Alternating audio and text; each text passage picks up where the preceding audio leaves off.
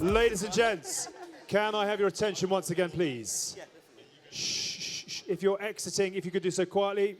If you are back for our session, welcome along once again. So, before we were rudely interrupted, this session, ladies and gents, is Clutch Culture, turning live sports drama into brand equity.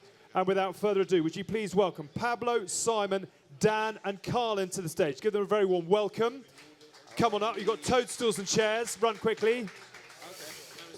And we've got about 15 minutes or so, which possibly I could have used up just introducing each and every one of you and telling everyone what it is you do. Shh. Thank you very much indeed. Instead of me going through it, can I give each of you 30 seconds to explain who you are, what you do, and the company that you work for? Starting with you, Pablo, first of all. So, thanks. Is that on? Thank you so much. Yeah, it's on. Nice and loud. Oh, brilliant. So, yeah, hello everyone. So my name is Pablo and I take care of our ads growth team at Sportradar. Basically helping brands leverage sports data and sports moments in their advertising. Sports data and sports moments. Simon. Hi there. I run international marketing for Adobe, which is basically everything outside the US, responsible, amongst other things, for our sports partnerships with the Adobe Women's FA Cup and Real Madrid and other brands. And yeah, great to be here. Fantastic. Hi everyone, I'm Colin McCauley. I look after sports partnerships at Snapchat. And what that really means is helping sports organizations, broadcasters, teams, leagues, and athletes find success with our audience of over 900 million people. So, Brilliant. Yeah. Thank you. Last but not least, Dan. Thanks. I'm Dan Cohen. I run transformation and innovation at Sky Media. Sky Media is one of the biggest kind of TV sales houses in the country. Right. Brilliant. So it's probably fair to say that all four of you are in the matrix of what happens after big sporting moments take place. So if the title of this session is Clutch Culture, turning live sports drama into brand equity, what does that actually mean to you, and how do you influence an outcome from that? For me, it's about giving brands that opportunity to kind of engage with the emotion of sport. I think there's nothing really that grabs emotion like sport does in the world. Like with the way the TV's going and viewing's going, people are watching different things. They're watching it whenever they want to watch it. Even if there's a big program of the time, they might be on different episodes. So it's harder to talk. That whole water cooler moment isn't really a thing unless you're talking about sport. And the emotion that can bring can be so powerful for a brand. So what we try and do at Sky Media, because we, selling the advertising space both around all Sky Sports but also around TNT Sports, so pretty much most live coverage that you have in the country, is give brands those opportunities to really engage with that passionate audience who are really going to want to kind of understand what's going on. So can you give me an actual example of a moment that we would all have seen, cried about, sworn at the telly, whatever it might be, and you have taken that and put that to work? Yeah, we've done we've worked with Rolex a lot around their kind of passion for golf and that kind of stuff, and we've done a deal around majors with them where essentially we have the Rolex hour. So that the last hour of coverage, we take away the ads, which might sound like a bit of a weird thing for an ad sales house to be doing, and the entire hour is called the Rolex hour, as opposed to kind of doing there. So they get that brand equity, and obviously the last one that really did was they had that for the last hour of the Masters. We're kind of Rory charging forward. So that was a really exciting moment. And a great opportunity where Rolex were able to grab the attention. I really like that. That is a very good example of what we're talking about. Carl, what about you? Tell us what the title of this means to you, and then I'm going to ask you for an example. Yeah, I think for us at Snapchat, it's a communication platform first and foremost, where people come to connect with their friends and family, and it really is about close relationships. And so that, obviously, we see sport really being a driver of like cultural currency conversation, right? That's why we're here today. That's why we love sport. And as an example, 75% of Snapchatters actually are using the app whilst watching sport. So there's a real-time opportunity for engagement. And some of the examples we have, both are in the build-up to and during. One of the most prominent and relatively real-time examples is an organization like DAZN, who will be using data from a Sportradar, for example, integrated into a fun lens to allow people to show off their faces with their friends. So on Snapchat, we have augmented reality filters and lenses, from puppy dog ears and vomiting rainbows to being able to put on like... So did you say vomiting rainbows? Vomiting rainbows, Good it's stuff. a thing, okay. yeah. And that's old school, that's 10 plus years over, yeah. So we're on to many more things now, including being able to try on an Inter Milan top and or a Paris Saint-Germain top, share it with your friends with the score underneath, and that drives that cultural like banter and friendship amongst friends. So we see lots of real-time opportunities in that. I'm going to be really stereotypical here, and I'm going to apologise in advance, but you've got Sky Media with big sporting moments, you've got Snapchat with every Gen Z engaged. Tell me how Adobe fits into brand equity, big moments, and how much of a challenge that is for you. Well, I think that the point about those big sort of moments in sport is that not only are they capturing like a ton of eyeballs at the time, they're also likely to trigger a ton of conversation on social, which will probably last for quite a while. So really it's about how do you insert your brand into that conversation in a really, really authentic way. Because if it's forced, people will see right through that. And like for me, like the best example I think of a brand doing that well was during the Olympics, the Paris Olympics, and the victory selfie. And so that was, I thought, a genius way from Samsung, whereby, firstly they had to let the IOC agree to allowing athletes to bring phones onto the track, but and training the athletes on how to take the perfect victory selfie. Everyone wants to capture that moment. The athletes want to capture that moment. And so what it did is it enabled the athletes to enhance their visibility. Secondly, it drove that fan engagement in a really organic and celebratory way. And then it allowed the brand to come into the conversation really authentically. So for me, that was the best example. And what about in your role in the day-to-day? So we obviously provide both the kind of creative solutions and the MarTech stack to enable brands to be able to execute upon that. Because in order to be able to do what I just said, you've got to make sure you have the right processes in place, the right tech stack in place to be able to move quickly. Because often many brands find themselves like looking back and thinking, if we'd just been able to move quicker, we'd have got into the conversation at the right time. By the time often things get approved, the moment's passed. So we provide the tech stack and the creative solutions to enable them to do that. Which is very interesting, because if you are tapping into big moment sports drama, how important is speed in that process? Is that almost the essential currency if you're going to be relevant in the moment? Absolutely, and we see it more and more how quickly people actually react from what's happening and then taking action. And we have a few examples of those, like when the Dodgers won the World Series, right? And they immediately after that, there was a record in merchandise sales that they achieved, like the first hour after winning. And then the 24 hours afterwards, another record was set. So it's the speed of how fans really are reacting and taking action after a big sports moment that is really accelerating. So speed, if you miss that window, right, you're just another one jumping in, as opposed to really driving and leading that conversation. You've all mentioned data at a certain point as well. How do you predict what the fan is going to do? Where you've got to predict what's going to happen in the sport, and then you've got to predict what the fan is going to do off the back of it. Is that an element of what you have to go through? Absolutely, and I think in the planning for brands is very, very important to really understand what is the most likely to happen and what moments, from everything that is happening, which moments do you really want to focus on, which moments are very important for your brand, how to select among those. Like we process 300 million data points a day and over 1 million events per year.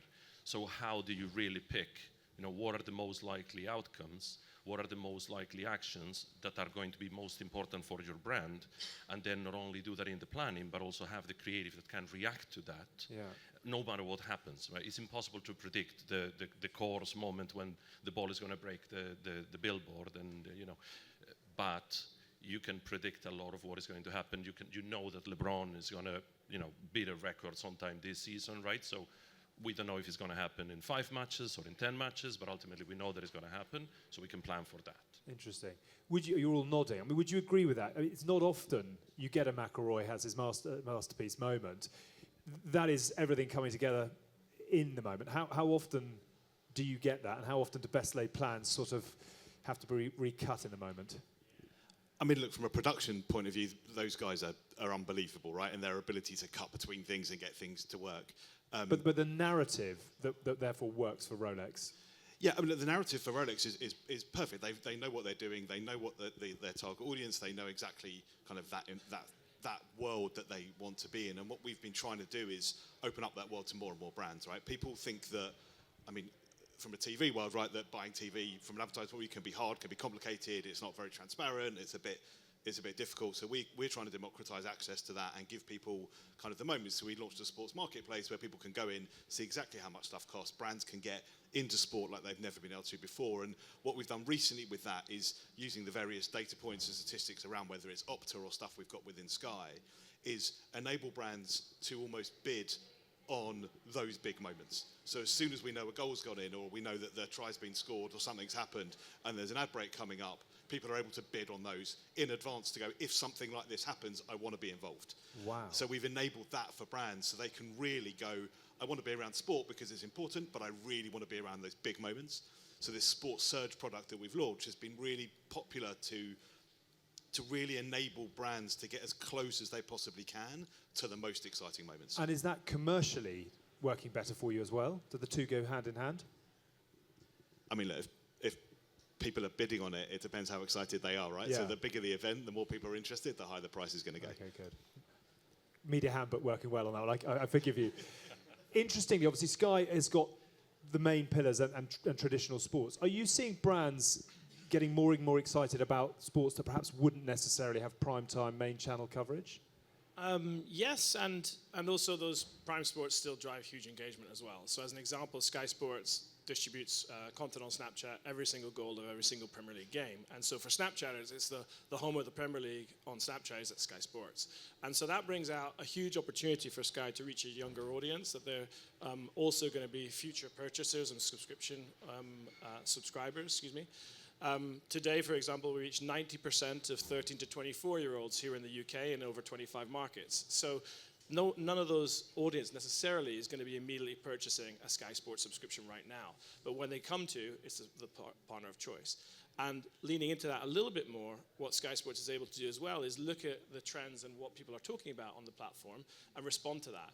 And so one of the big things we saw last season was when Forest played Fulham, and Alex Iwobi, Fulham player, and Oleana, Nottingham Forest player, they're prolific Snapchatters. This is our Snapstars, they're verified profiles.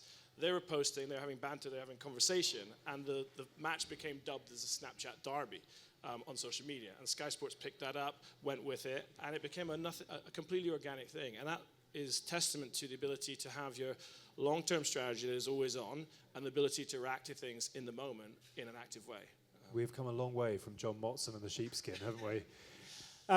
We have a lens for that, though. Oh, do you? Oh, well, there you go. Every base is covered. I want to ask you about some of the challenges that you might see day to day in this subject matter. But can you just give us another example of where you have seen creative, the moment, and data come together in perfect harmony? Yeah, so one of the brands we work with is, I'll give you an example on the big side of the spectrum, one on the smaller side. So we work with Real Madrid, hundreds of millions of fans all around the world. Only a tiny fraction of them will ever make it into the stadium. So we've worked with them on building out their kind of personalized fan experience at scale. So they firstly brought all of their data together across the web, the app, the turnstile, all the merchandise, all the kiosks in the stadium, brought all of that together into one place. They get a unified view of their customer. They've then built processes in place to be able to act upon that data to serve up personalized experiences in real time. So if they know that there's one of their Madridistas, which is their loyalty program, has entered the turnstile and they've got information about their preferences, they can serve up relevant offers there and then. If for their fans who are around the world who aren't in the stadium, what they care about is getting like real-time match day updates, on the website, in the app, served up to them. So we enable that to happen. We also are enabling them to give like templates to their fans to quickly be able to create beautiful content that's on brand for Real Madrid, but allows the creativity of the end user. So that's on the one end of the spectrum. On the other end of the spectrum, we've worked with Camden Town Women's Football Club, who are in the 7th tier. Actually, I think they just got promoted of the women's professional league, and we basically gave them Adobe Express, which is a really simple to use content creation tool that enables them to all their staff and their players to quickly produce really great on-brand content and tell stories that exist in their club, and we're doing that with the Adobe Women's FA Cup as well, because there are so many incredible stories in the competition.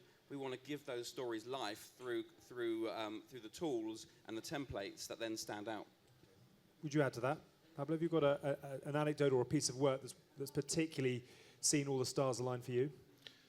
Yes, and I can go maybe start going a little bit back in time to 1983, right? To have a good example of Great year, by the way. of a connection, of a connection between brands and sport, and kind of an activation that I think was a really interesting one from a marketing standpoint, which was the 1983 Le Mans race, right?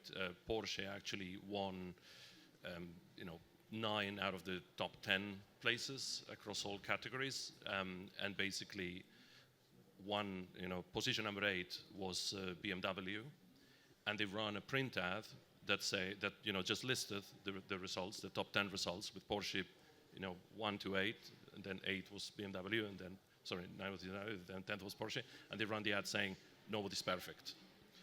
And I think that really shows, how a brand can leverage those moments in sport in a way that works really well. Now, fast forward to this day, what we do, for example, is work with some prominent NASCAR team sponsors and help them run ads that display where their racers are during the race live. So their ads are actually continuously updated to show where their sponsor cars are. And that really drives a lot of engagement. When you infuse an ad with that kind of value, people spend more time looking at it, people engage more with it. We see like 2 times the click-through rates of ads that don't do this kind of thing, and ultimately it works extremely well to drive that increased attention and really help them capitalize on a moment in the sport. Okay, I'm going to ask you sort of do's and future in a moment. I just very quickly, has anybody got a cautionary tale of where it's very easy to sit and talk about successes? Have you got one where you've gone, oh my God, that hasn't come off the bat as we all anticipated? I'm testing media training here. Colin? Yeah, I'll go for it. Go on, man. It's not on our platform, but talking about authenticity in the moment in sports fans, right? We are passionate for sports fans. It's different, and particularly on Snapchat, where it's a communication tool, where you are inserting yourself into those very privileged relationships. To be be active in that space, you have to add value. And I think on another platform I saw recently, Mahomes was posting about Patrick Mahomes, the Kansas City Chiefs quarterback, about like a new coffee drink he's done for golf. And it was just like no context. He's not posted there for ages. And I think something like that is immediately, it almost has a negative and judgmental effect. And I think, I'm surprised that he'd do that, and I'm surprised that went, but I think that builds up an opportunity then to respond to that. So I think like the next phase of that should be, right, how do we embrace this? And one of the brands that, flipping the reverse in terms of being in the moment, the 2022 PGA Championship, there's this incredible iconic moment where Tiger Woods drives it to the fairway, off the fairway, and there's a photo of him, and everyone behind him is with a phone taking a picture, apart from one guy who's holding a Canon Michelob Ultra, and he's just in the moment. And they basically, Michelob Ultra, responded to that in real time. They made him a brand ambassador. They created a whole thing about him and being in the moment. It aligned with their brand slogan, and they were there in that moment to be able to capture that and make a whole campaign out of it.